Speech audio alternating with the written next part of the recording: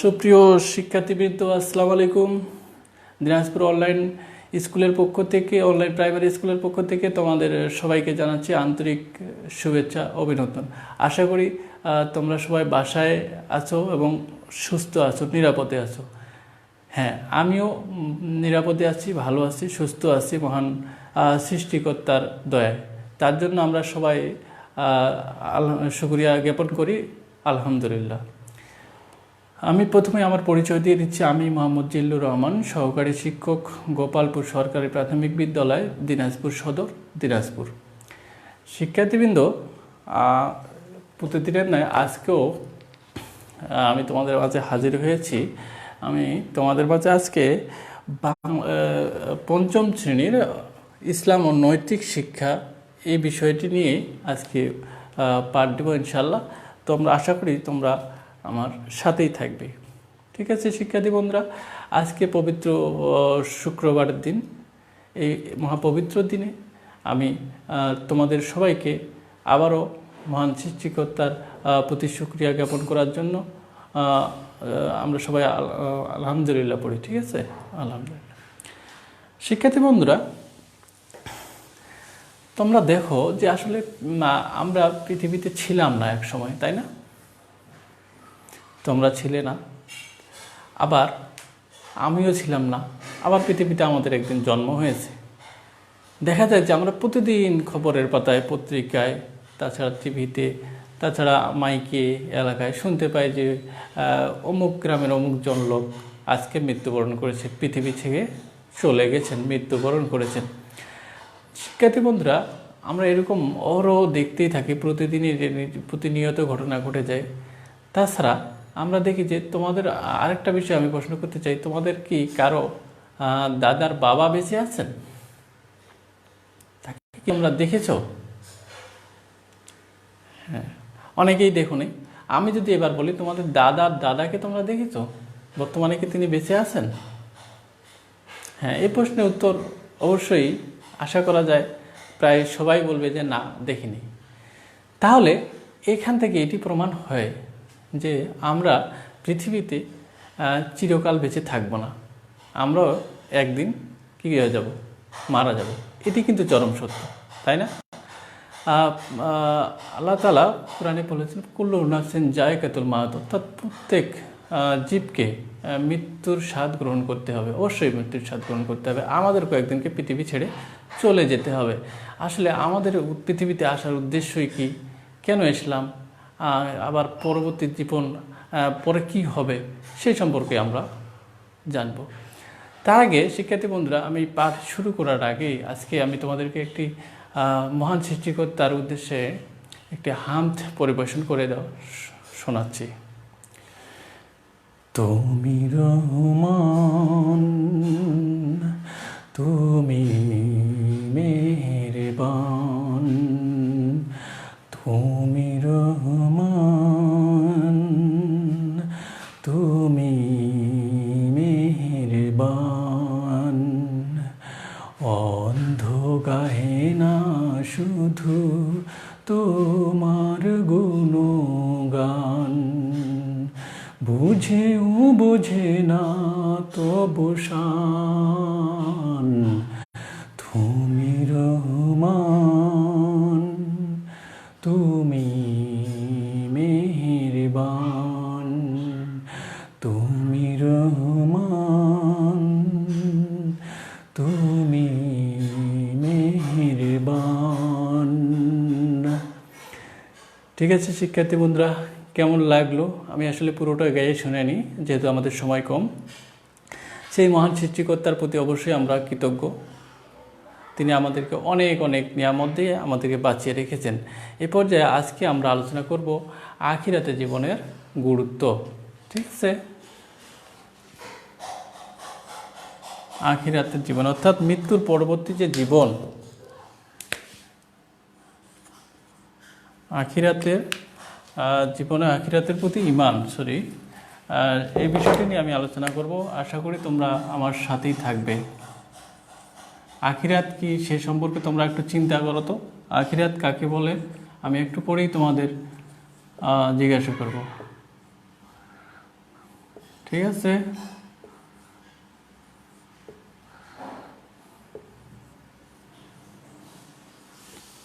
আখিরাতের প্রতি ঈমান। শিক্ষার্থী বন্ধুরা, আমরা আখিরাত বলতে কি বুঝি এটা কি তোমরা একটু চিন্তা করতে বলো দেখি। হ্যাঁ, আখিরাত বলতে আমরা বুঝি মৃত্যুর পরবর্তী জীবন। মৃত্যুর পরবর্তী যে আমাদের মৃত্যু হয়ে গেলে, অর্থাৎ আমরা একটা লোক মারা গেলে তাকে কি করি, তাকে প্রথমে খবর দিই বিভিন্ন জায়গায় যে অমুকে মারা গেছে, তারপর তার জন্য কবর করা হয়, তাকে নিয়ে যায় কবরস্থ করে রেখে আসা হয়। সেখানে কিন্তু কেউ থাকে না, তাই না? কবরস্থ করে রাখে আসলেই কি তার সব কিছু শেষ হয়ে যায়? না, তারপরে কবরস্থ করে আসার পর থেকে তার আরও একটি জীবন শুরু হয়। সেই জীবনটি হলো আখিরাত, অর্থাৎ মৃত্যুর পরবর্তী জীবন। এই আখিরাতের জীবনে বিভিন্ন কয়েকটি ধাপ রয়েছে। সেই ধারাবাহিক ধাপগুলো সম্পর্কে আমি আজকে তোমাদের সাথে আলোচনা করব। শিক্ষার্থী বন্ধুরা, আশা করি তোমরা আমার সাথে থাকবে। আমরা দেখি যে আখিরাত অর্থ আমরা কি জানি। প্রথম পর্যায়ে আখিরাত অর্থ পরকাল, না? আখিরাত অর্থ কি? পরকাল, তাই না? এখন পরকালটা কোনটা কাল? এই যে আমরা পৃথিবীতে যে আছি, বর্তমানে যে অবস্থান করছি, এটি হলো ইহকাল। এবং এরপরে আমরা যখন মৃত্যুবরণ করব, আমাদের যখন কবরস্থ করা হবে, তারপর থেকে যে জীবনটি সেটি হলো পরকাল। ঠিক আছে শিক্ষার্থী বন্ধুরা, আমরা এই যে ইহকাল এবং পরকাল, এই দুটি কাল আসলে আমাদের প্রত্যেকের জীবনে আসবে। তার জন্য আমাদের ইহকালে যদি আমরা ভালো কাজ করে যেতে পারি, তাহলে পরকালে কিন্তু আমাদের মুক্তি পাবো, অর্থাৎ শান্তি পাবো। পরকালে আমাদের অনেক ভালো হবে। ঠিক আছে?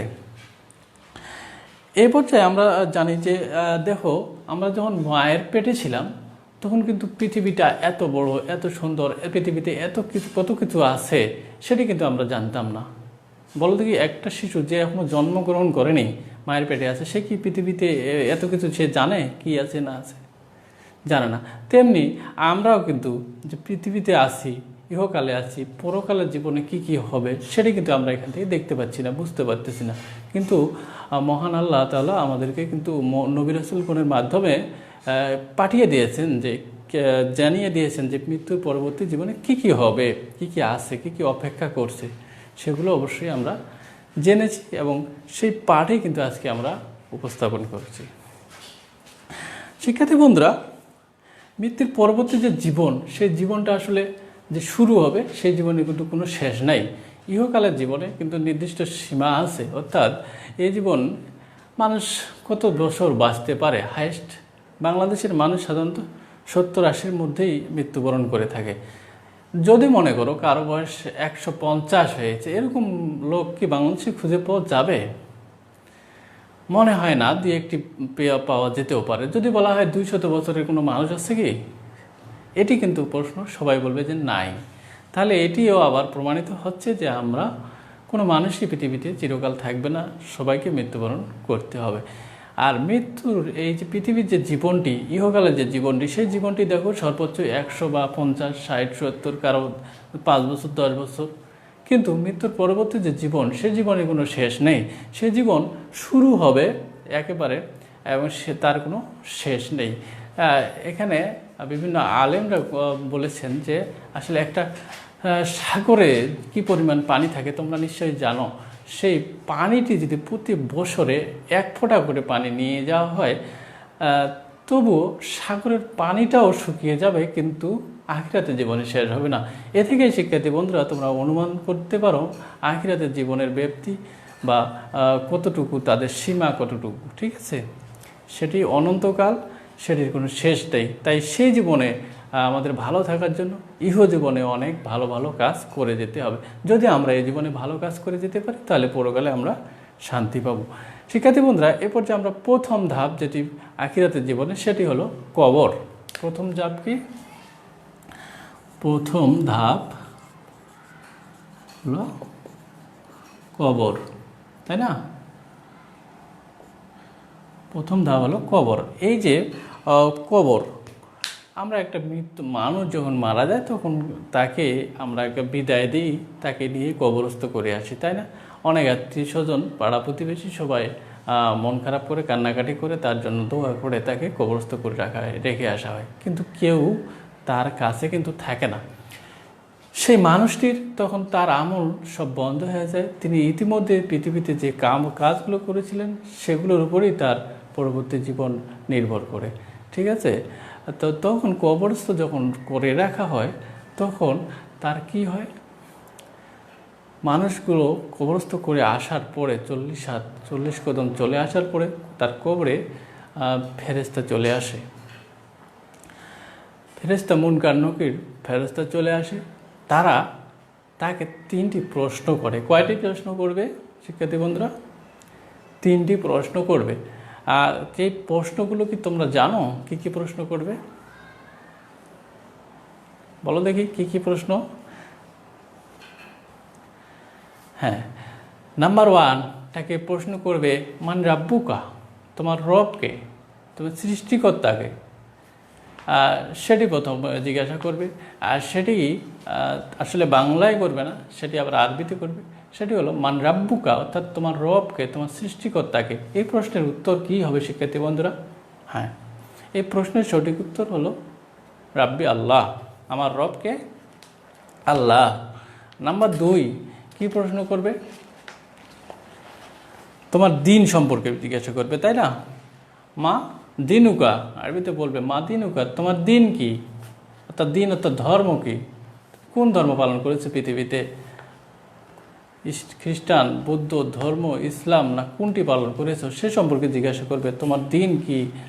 সে প্রশ্নের সঠিক উত্তর হবে দিন আলে ইসলাম, আমার দিন হলো ইসলাম, তাই না?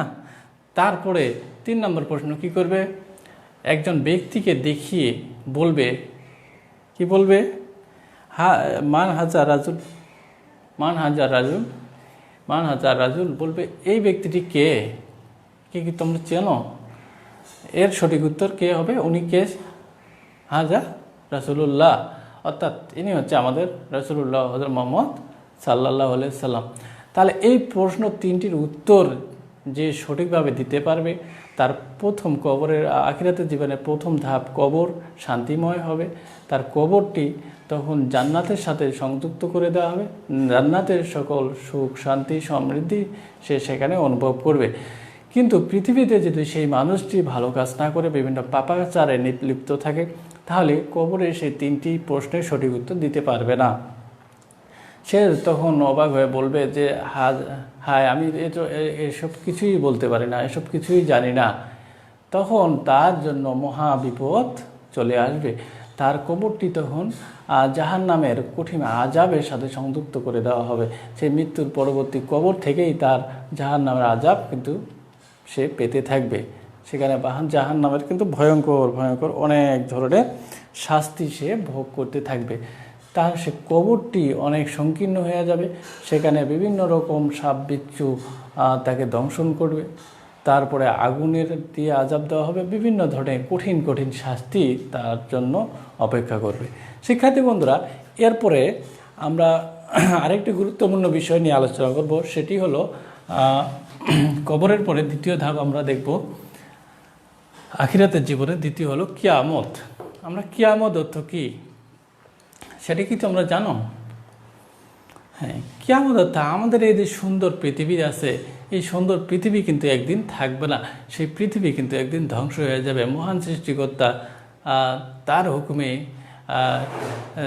যখন যে ফেরেশতা সিংহা নিয়ে বসে আছেন, তিনি যখন অনুমতি পাবেন মহান সৃষ্টিকর্তার, মহান আল্লাহর, তখন তিনি সিংহায় ফু দিলে সারা পৃথিবী কিন্তু ধ্বংস হয়ে যাবে। বিজ্ঞানীরাও একই কথা বলেছেন যে পৃথিবীর যে সূর্য চন্দ্র একদিন তার আলো দেওয়া বন্ধ করে দেবে, গ্রহ নক্ষত্রের মধ্যে সংঘর্ষ হবে, সেদিন পৃথিবীটা ধ্বংস হবে। যেটি এই পৃথিবী যে ধ্বংস হয়ে যাবে সেটিকে বলে কিয়ামত। এই কিয়ামত একদিন সংঘটিত হবে, পৃথিবীর সব কিছু সেদিন ধ্বংস হয়ে যাবে।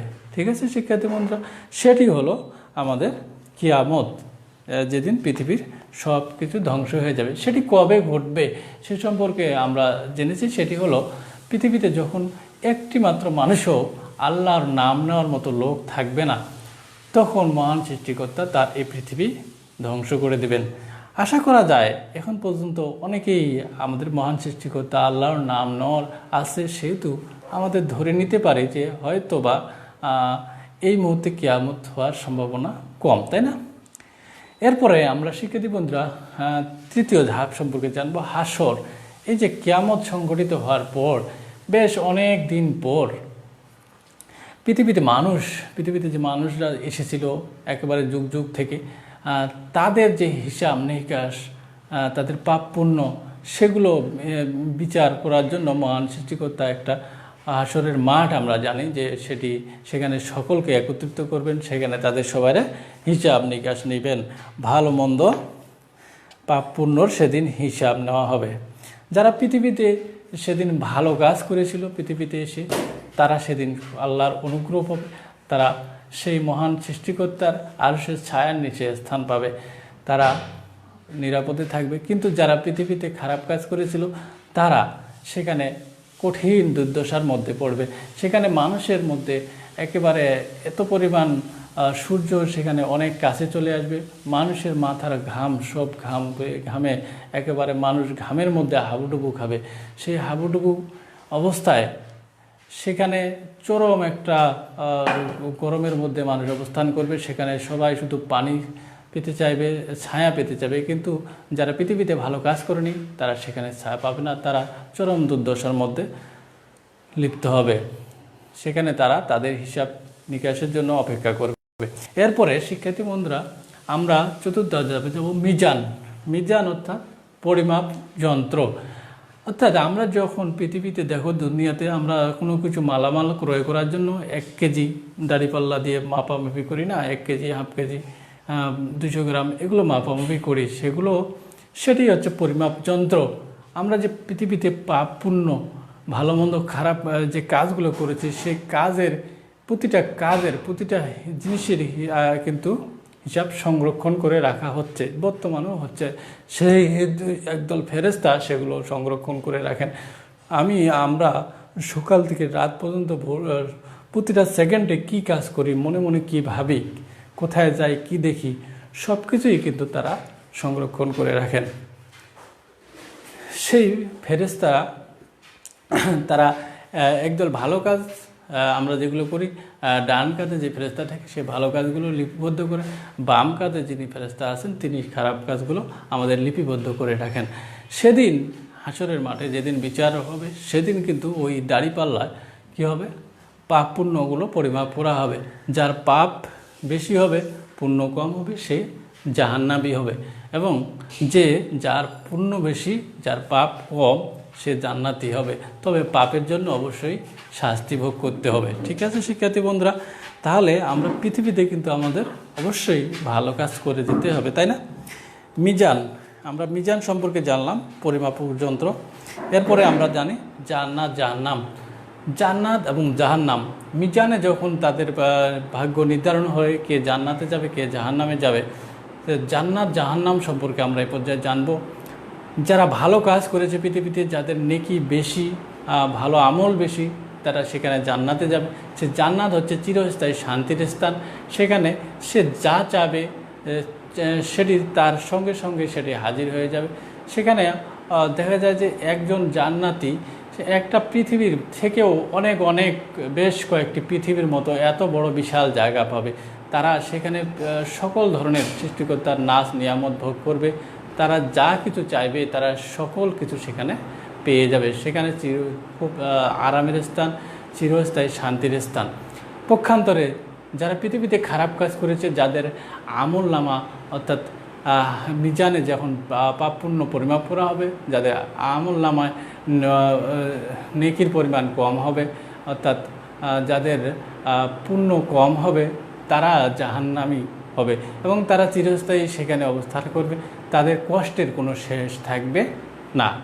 তাদের বিভিন্ন ধরনের আযাব দেওয়া হবে, সাপ বিচ্ছু দিয়ে, পোকামাকড় দিয়ে, আগুন দিয়ে, এই ধরনের বিভিন্ন রকম অত্যন্ত কষ্টদায়ক তাদের আযাবে লিপ্ত থাকবে। তাদের সেই কষ্টের সীমা কখনই শেষ হবে না। আমরা জানি যে আখিরাতের জীবনের শেষ নেই, তাদের জাহান্নামেরও কিন্তু কোনো সীমা থাকবে না, শেষ থাকবে না।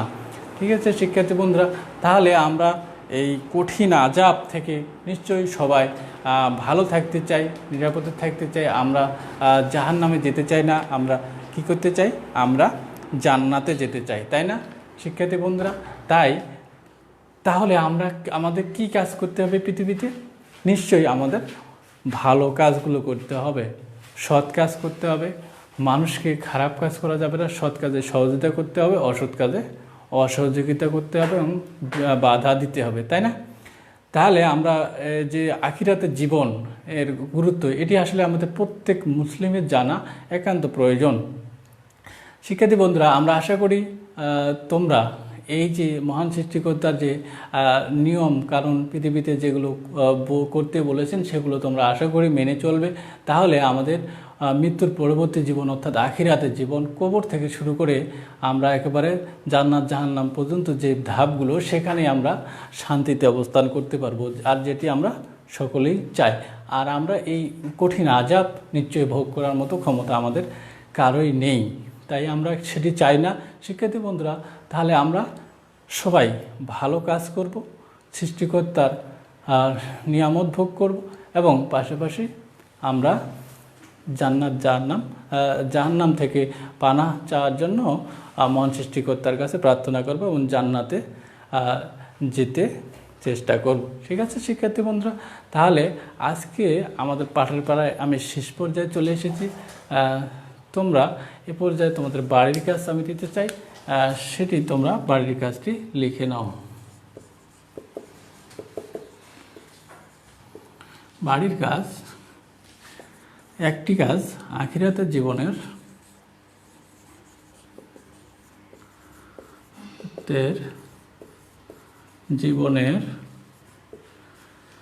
ধাপগুলো সম্পর্কে লেখো। ধাপগুলো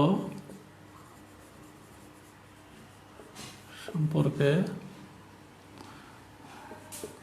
লেখো। সংক্ষেপে লিখলেই হবে, 5-6 লাইনে লিখলেই হবে।